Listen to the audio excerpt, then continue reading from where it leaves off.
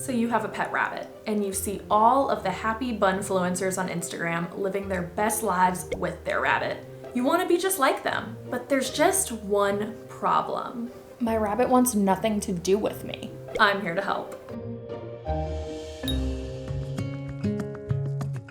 Hello buns, and welcome back to Cinnabun Sundays, a weekly video series where we talk about all things bunny. I'm Morgan, Cinnabun's bun mom, and today I am going to help you gain the trust of your rabbit. Rabbits are very different than dogs and cats in the sense that they don't just automatically love on and trust their owners. It is something that has to be earned by you. Now, lucky for you, I am here to give you 5 different things to be on the lookout for so that you can have a really strong relationship with your rabbit, allow them to trust you, and understand what they're trying to tell you when they aren't trusting you or while you're in that process. Now we're gonna start at a baseline here of you have a rabbit, you're working on free roaming and giving them that space, but they just don't really like being around you. So that's kind of where we're starting out. If you haven't started to jump into the free roam lifestyle, which means that your rabbit does not live in a cage, please check out my other videos first because that is an essential first step. But after you've done that, opened them up out of their cage, this is where we're beginning. Now, the very first thing I'm gonna tell you is a little tough to hear, but you need to trust me so that your rabbit can trust you. And that is, don't touch your rabbit. No, wait, I am not saying don't ever touch your rabbit. That is not what I'm saying here. But rabbits are just very finicky, and touching them is something that you have to earn to be able to do it. Some rabbits are more snuggly than others, and eventually your rabbit will tolerate or even love to be rubbed on and scratched by you. But when you first start off, you want to avoid reaching out to them, because when you're reaching out at your rabbit, to them, they see your hands as a predator coming to grab them, coming to capture them. So remove that from the equation while you're getting started. Just let your rabbit know that you are not a threat to them. So this may last a week or two where you're just around your bunnies, spending time with them, getting down on their level. But while you're doing all of those things, avoid physical contact. Let them come to you. Now, once your rabbit does come to you, there are 2 very important things that you need to keep in mind, and that is where to actually touch your rabbit and where their blind spots are. Starting with blind spots, if you look at your rabbit's face,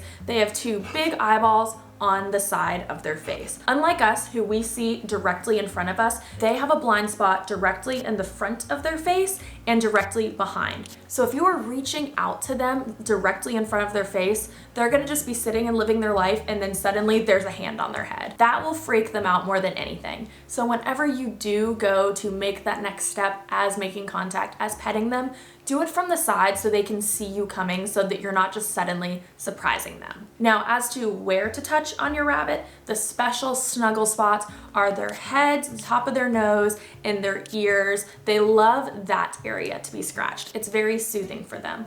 But I would avoid, especially if you have a finicky rabbit, touching the sides of their body, touching their butt. All of those areas are more sensitive, and again, those remind them of a predator capturing them. This is how they're gonna start recognizing that your touch doesn't necessarily mean danger, that it can actually be something very soothing and comforting. Go at their speed. If you notice they're pulling away from you, let them be. But if you're noticing your rabbit is coming up to you, that's when you can start rubbing on their nose, rubbing on their ears, and just be mindful of those do not touch spots and those blind spots. Now, the next thing you can do to gain your rabbit's trust is going into their hearts, aka their stomachs, because let's be real, their hearts and stomachs are the same thing. Hand feeding is probably the #1 thing you can do to really get your rabbit to trust you. If they will accept food out of the palm of your hand, they are saying, I trust you with my life. So you can start small. Maybe just start with a treat and just hold your hand out. Don't try to touch them or do anything during this period, but let them see the food and let them see that it's coming from your hand. After that, you can maybe start hand feeding them their pellets, their dinner, anything you can. The more you do it, the more they're gonna wanna come to you, and the more they're going to anticipate you as a bringer of good things. This is where you need to be really, really conscious about moving forward how you interact with your rabbit. One of the #1 things that you need to think about is not acting like a predator around them. Something that can be tough for a lot of people to swallow when it comes to rabbits is not all rabbits like to be held. Some do, some are more snuggly, but for the most part, they like to keep their feet on the ground. So for you, If you are starting to chase them around, pick them up a lot, they're gonna view you as a predator. Now here's the thing, there are gonna be times when you need to pick them up. If you're going to the vet, if you're grooming them, if you're doing, I don't know, giving them medicine, there are reasons that you'll need to lift your rabbit. But what's important during that time is that when you do go to lift your rabbit, you're not doing it in a predatory way. By that, I mean you're not chasing them around. If you're going to pick up your rabbit and they're running away from you and you start chasing them, they are only going to associate it being lifted as being hunted down. But then that leads to the question of, how do you pick up your rabbit? If your rabbit doesn't like to be lifted and they run away from you, how else do you pick them up without chasing them? Well, what I typically do is I kind of trick Cinnabon into being lifted.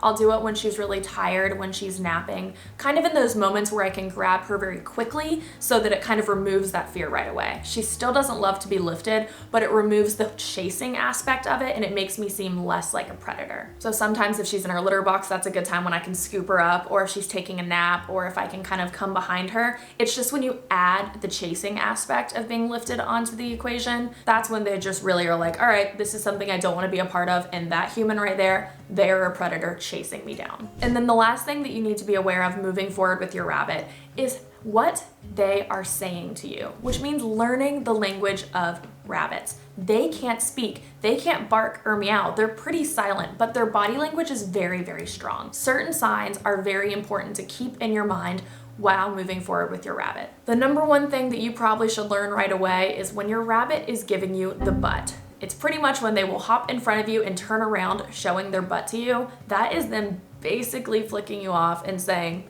I don't want anything to do with you. So if they're doing that to you, leave them alone. Another thing they might do when they're in this kind of mood of leave me alone is flicking their back feet. That's just a sign of them flicking dust at you. And again, it's basically saying to F off. But it's important for you to know those things so that if you're doing something that bothers them, or if you're wanting to hang out with your rabbit during that time, maybe it's time to give them their personal space. Other things to be aware of that might mean that you need to just leave them alone is when your rabbit is hiding or when your rabbit is on guard. If your rabbit is hiding, climbing under something, acting very afraid, that's just another sign for you to give them their space and let them come to you. But one that's a little less obvious is when your rabbit is on guard. It's when they're sitting straight up, their eyes are very wide, they're looking around. That just means that they are not feeling super safe in their environment and they're ready to run at any time. That's another opportunity for you to just talk soothingly to your rabbit, maybe lay on the ground, let them know that they are okay, but not do anything like approach them or reach out for them. Now, times that you can engage with your rabbit is when they come to you and they nudge you. If they are nudging you, that means they are asking for something.